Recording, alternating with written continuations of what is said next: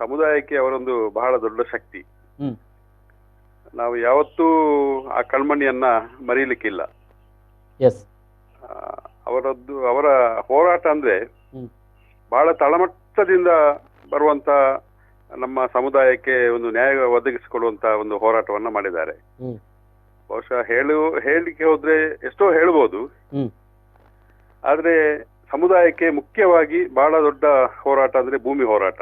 ಹ್ಮ್ 1992ರಿಂದ ಸುಮಾರು ವರ್ಷಗಳ ಕಾಲ ಹ್ಮ್ ಭೂಮಿ ಹೋರಾಟವನ್ನ ಅವರ ನೇತೃತ್ವದಲ್ಲೇ ನಾವು ಮಾಡಿದ್ದೇವೆ. ಹ್ಮ್ ಬಹಳ ದೊಡ್ಡ ನ್ಯಾಯ ಸಿಕ್ಕಿದೆ ನಮ್ಗೆ ಹ್ಮ್ ಭೂಮಿ ಹೋರಾಟದಲ್ಲಿ. ಬಹಳ ಮುಖ್ಯವಾಗಿ ಅಜಲು ಪದ್ಧತಿಯ ವಿರುದ್ಧ ಹೋರಾಟ ಆ ಖಂಡಿತ. ಸಂದರ್ಭದಲ್ಲಿ ನಡೆದಿರುವಂತದ್ದು. ಹೌದು, ಬಹಳ ನಮ್ಮವರನ್ನ ಅಸ್ಪೃಶ್ಯತೆಯಿಂದ ಹ್ಮ್ ನರಳುತ್ತಿರುವಂತ ಸಂದರ್ಭ.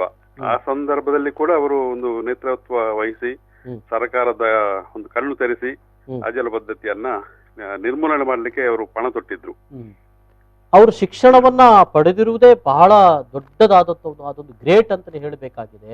ಖಂಡಿತ ಖಂಡಿತ. ಅದರಲ್ಲೂ ಅವರು ಅಂಚೆ ಇಲಾಖೆಯಲ್ಲಿ ಒಬ್ಬ ಅಧಿಕಾರಿಯಾಗಿ ಕೇವಲ ಒಂದು ಏನು ಈ ಒಂದು ಮೀಸಲಾತಿಯನ್ನು ಪಡ್ಕೊಂಡು ಬಂದಿರುವಂತ ಪ್ರತಿಭೆಯಿಂದ ಅವರು ಪಡ್ಕೊಂಡಿರೋದು. ಯಾಕಂದ್ರೆ ಅದು ಒಬ್ಬ ಒಳ್ಳೆ ಸಾಹಿತಿ ಕೂಡ ಆಗಿದ್ರು ಅಂತ ಅನ್ನುವಂಥದ್ದು. ಸೊ ಈ ಹಿನ್ನೆಲೆಯಲ್ಲಿ ಹೋರಾಟಕ್ಕೆ ತುಮಕುವ ಸಂದರ್ಭದಲ್ಲಿ ನಿಮ್ಗೆಲ್ಲ ಅವರು ಪ್ರೇರಣೆ ಹೇಗೆ ಆಗ್ತಾ ಇದ್ರು? ಒಂದು ಅವರ ತಾಯಿ ಅಂತೆ, ಅವರೇ ಹೇಳುವ ಪ್ರಕಾರ ಅವರಿಗೆ ಅವರ ತಾಯಿ ಪ್ರೇರಣೆ. ಈ ಶಿಕ್ಷಣದ ಮಹತ್ವ ತಾಯಿಗೆ ಗೊತ್ತಿಲ್ಲದಿದ್ರು ಕೂಡ ಸಂತೆಗೆ ಹೋದಾಗ ಮಗನಿಗೋಸ್ಕರ ಏನೋ ಒಂದು ಬುಕ್ಕು ತರ್ತಾ ಇದ್ರು ಆಗಿನ ಕಾಲದ. ಅದು ಇಂಥದ್ದೇ ಅಂತ ಹೇಳಿಲ್ಲ, ಬುಕ್ ತಗೊಂಡು ಬಂದು ಮಗನಿಗೆ ಸಂತೆಯಿಂದ ಬುಕ್ ತಗೊಂಡು ಬಂದು ಅದು ಕೂಡ ಬೇರೆಯವರಿಗೆ ಗೊತ್ತಾದ್ರೆ ಒಂಥರ ಅವರ ಬಗ್ಗೆ, ನಮ್ಮ ಸಮುದಾಯದ ಬಗ್ಗೆ ನೀವು ಕೂಡ ಓದುದಾ ಹಾಗೆ ಅಂತೇಳಿ ಮುಜುಗರ ಪಡ್ಕೊಳ್ಳುವಂತ ಒಂದು ಸನ್ನಿವೇಶ ಕೂಡ ಇತ್ತು. ಹಾಗಾಗಿ ಅವರು ಅವರ ಸೆರಗಿನ ಎಡೆಯಲ್ಲಿ ಈ ಬುಕ್ ಅನ್ನ ತಂದು ಇವರಿಗೆ ಕೊಡ್ತಾ ಇದ್ರು. ಆ ರೀತಿ ಪ್ರೇರೇಪಿಸ್ತಾ ಇದ್ರು. ಮತ್ತೆ ಅವರ ಒಬ್ರು ಮಾವ, ತಂಚ ಮಾವ ಅಂತೇಳಿ ಹೇಳ್ತಾ ಇದ್ರು, ಅವ್ರು ಯಾವಾಗ್ಲೂ ಹೇಳ್ತಾ ಇದ್ರು.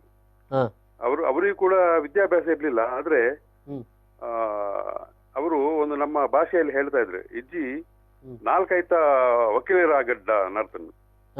ಅದು ಇಜ್ಜಿ 4 ವಕೀಲರ ಆಗಡು 4 ಕೋರ್ಟ್ ಪೇಡರ್ ನರ್ತನು.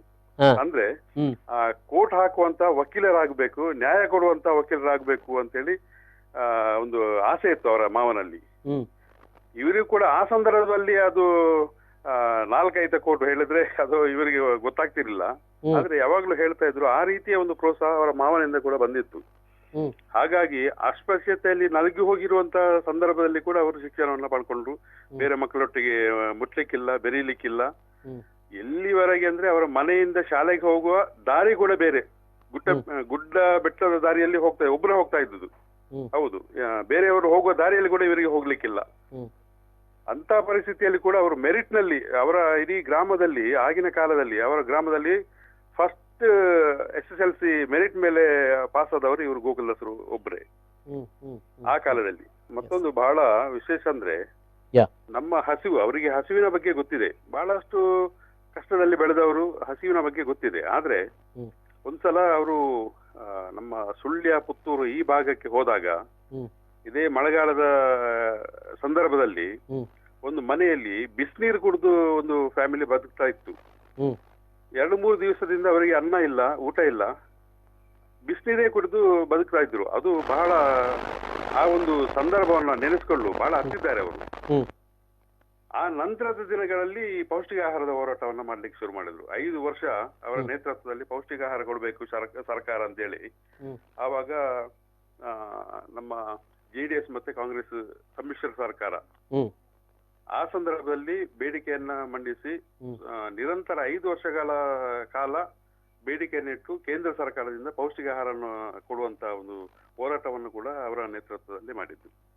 ಪೌಷ್ಟಿಕಾಂಶದ ಕೊರತೆಯಿಂದಲೇ ಇವತ್ತು ಸಮುದಾಯದ ಜನಸಂಖ್ಯೆ ಕಡಿಮೆ ಆಗ್ತಾ ಇರುವಂತದ್ದು. ಅಂದ್ರೆ ಬಹಳ ಬೇಗನೆ ಮರಣ ಆಗ್ತದೆ ಅನ್ನೋದು. ಹೌದು ಹೌದು. ಗೋಕುಲದಾಸರು 90 ವರ್ಷ ಬದುಕಿದ್ರು. ಹೌದು.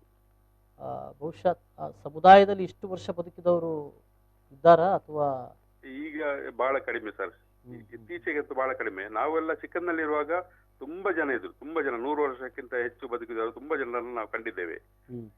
ಆದ್ರೆ ಇತ್ತೀಚೆಗೆ ಅಂತ ಒಂದು ಆಯುಷ ನಮ್ಮಲ್ಲಿ ಇಲ್ಲ. ಬಹಳ ಬೇಸರ ಸಂಗತಿ. ಸರ್ಕಾರ ಕೂಡ ಅದಕ್ಕೆ ವಿಶೇಷವಾದಂತಹ ಪ್ಯಾಕೇಜ್ ಅನ್ನು ಎಲ್ಲ ಕೊಟ್ಟಿದ್ದಾರೆ. ನಮ್ಮ ಬೇಡಿಕೆಯನ್ನ ಸ್ಪಂದಿಸಿದ್ದಾರೆ ಸರ್ಕಾರ ಕೂಡ. ಎಲ್ಲದಕ್ಕೂ ಕಾರಣ ಗೋಕುಲ್ ದಾಸರು.